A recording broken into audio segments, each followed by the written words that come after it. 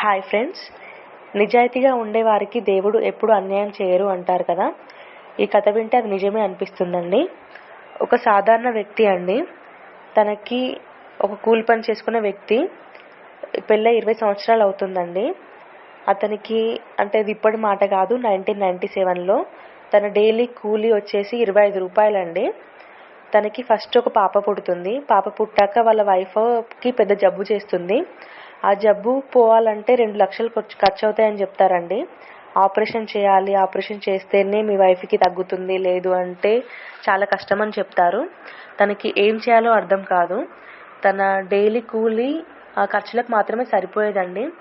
ఎండనక వాననక చలి అనక పగలు రాత్రి అని తేడా లేకుండా చాలా కష్టపడతాడండి. ఎన్ని డబ్బులు వచ్చినా తన ఖర్చులకు మాత్రమే సరిపోయేవి. ఇంకొక 1.5 లక్షలు అట్లా మనీ కావాలంటే తను ఎక్కడికి వెళ్ళాలో కూడా అర్థం కాకపోయేది. ఇంకా తన పనిచేసే మేస్త్రి దగ్గరికి వెళ్ళి అప్పు అడుగుతాడు. అతను ఒక్క క్షణం కూడా ఆలోచించకుండా డబ్బులు అప్పు ఇస్తాడండి. అప్పుడు మేస్త్రి భార్య మేస్త్రితో ఇలా అంటుంది, తనకి ఏమి నమ్మి ఇలా అప్పు ఇచ్చావు నువ్వు? తనకి వెనకాల ఏమైనా ఆస్తులు ఉన్నాయా? ఇంకా అసలు ఎందుకు ఇచ్చావు తనకి అని అడిగితే, వాడిని నేను చిన్నప్పటి నుంచి చూస్తున్నాను, మోసం చేసేవాడు కాదు, నిజాయితీ గల మనిషి, తను మోసం చేస్తాడని అసలు అనుకోను అనేసి మేస్త్రి చెప్తాడండి. అలాగే చెప్పినట్టుగానే తన భార్యకి వైద్యం చేపిస్తాడు. తన కూతురు కూడా పెరిగి పెద్దదవుతుంది. ఏదో ఒక జాబ్ చేసేసి వీళ్ళ అప్పు మొత్తం తీర్చేస్తారండి.